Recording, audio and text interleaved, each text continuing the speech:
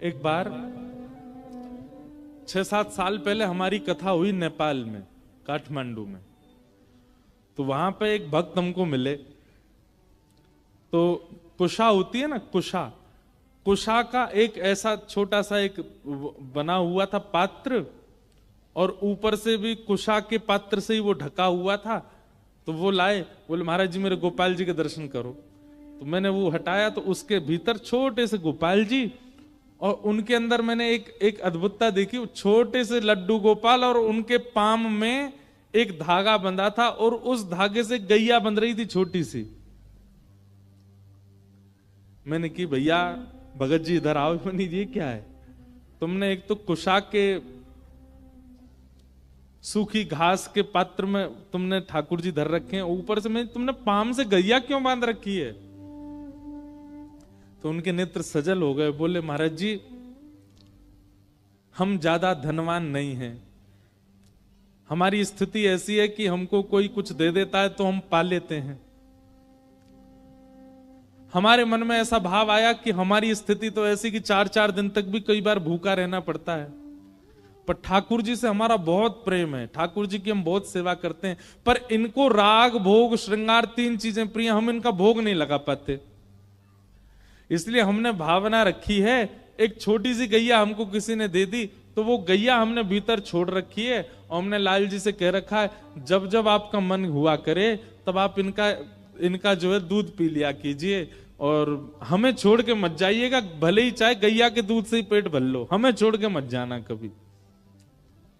और वो क्या बोले पता है? आपको सुन के आश्चर्य होगा। बोले महाराज जी ठाकुर जी के लिए भोग तो मैं रोज नहीं लगा पाता, पर रोज थोड़ी बहुत घास तोड़ करके गैया के सामने डाल देता हूं भीतर।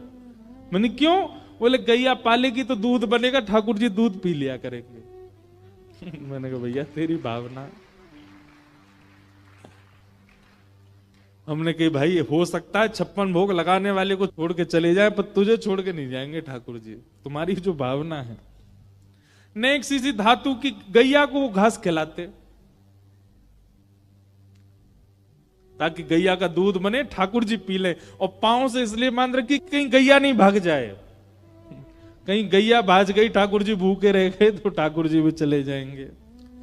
भाव के वश में है भगवान,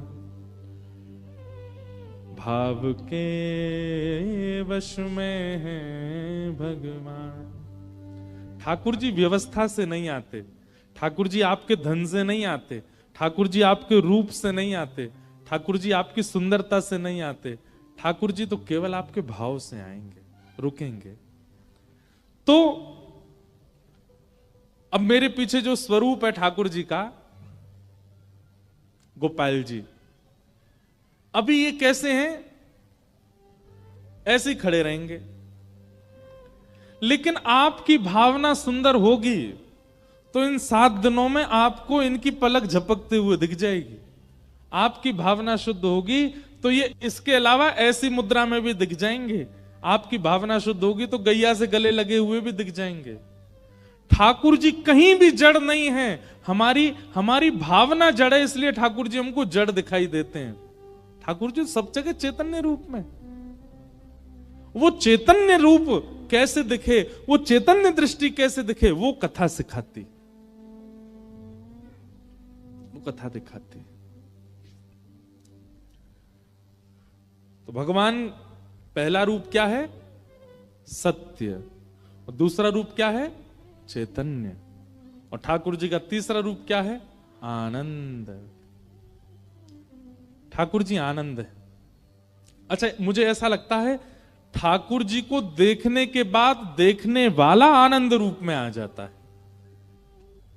अगर कोई व्यक्ति अति आनंद में दिखाई दे रहा हो, समझ जाइयो या को ठाकुर जी मिल गए हैं, यही हमारे इतना आनंद में है।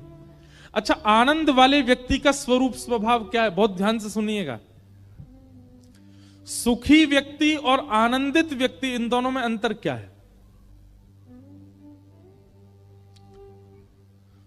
जिसको देख करके आपके चित्त में भी शीतलता का अनुभव होने लग जाए, जिसको देख करके आपको प्रसन्नता होने लग जाए, जिसको देख करके आपका मुखमंडल प्रसन्न हो जाए, जिसको देख करके आप अपनी चिंताएं, अपने संकटों को भी भूल जाओ, समझ जाना वो आनंदित व्यक्ति है।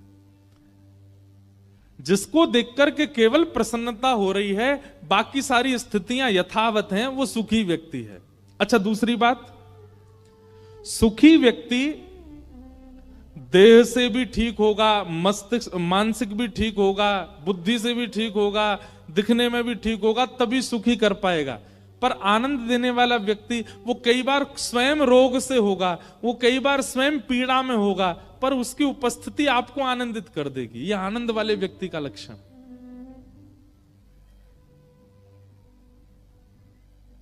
हमारे वृंदावन के पूज्य श्री प्रेमानंद जी महाराज, वो स्वयं देह से कई बार उतने उचित नहीं है, उतनी अच्छी अवस्था में नहीं है, पर उनको देख के लाखों आनंदित हो जाते हैं, करोड़ों आनंदित हो जाते हैं।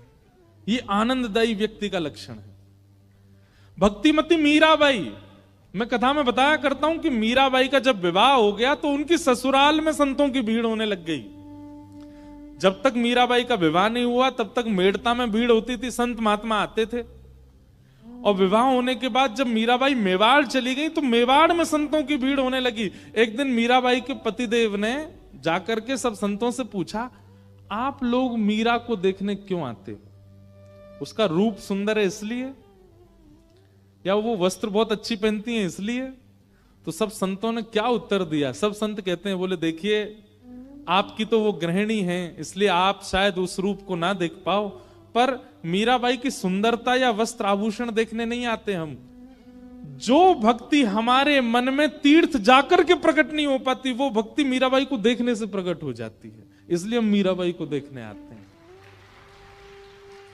हमारा मन अत्यंत शांति का अनुभव करने लग जाता है, हमारे मन में श्याम सुंदर भ्रमण करने लग जाते हैं, रमण करने लग जाते हैं मीराबाई को देखने मात्र से।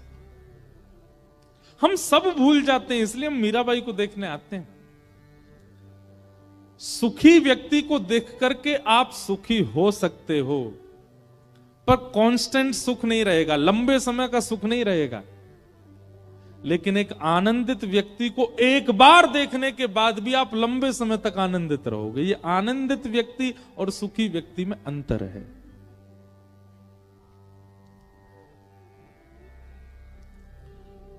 दूसरी बात, सुखी और आनंदित व्यक्ति में और अंतर क्या है? अभी ठाकुर जी की बात नहीं हो रही, केवल भक्तों की बात हो रही है। सुखी व्यक्ति के आप जितने समीप जाते जाओगे उतने उसके दुर्गुण दिखते चले जाएंगे, पर आनंदित व्यक्ति के आप जितने समीप जाते जाओगे उतने खो जाओगे, उतने और ज्यादा डूबते चले जाओगे। ये सुखी और आनंदित व्यक्ति का लक्षण। तीसरी बात, सुखी व्यक्ति संसार की व्यवस्थाओं में घिरा हुआ होगा और संसार से ही आपको सुखी कर रहा होगा। जैसे कि कोई एक्टर, जैसे कि कोई गायक, जैसे कि कोई इन्फ्लुएंसर, वो जब तक संसारी साधन उसके पास नहीं होगा वो आपको सुखी नहीं कर पाएगा। एक्टर के पास मेकअप नहीं हो, बिना मेकअप के मंच पे आ जाए सब भाग जाएंगे, कोई नहीं देखेगा उसको।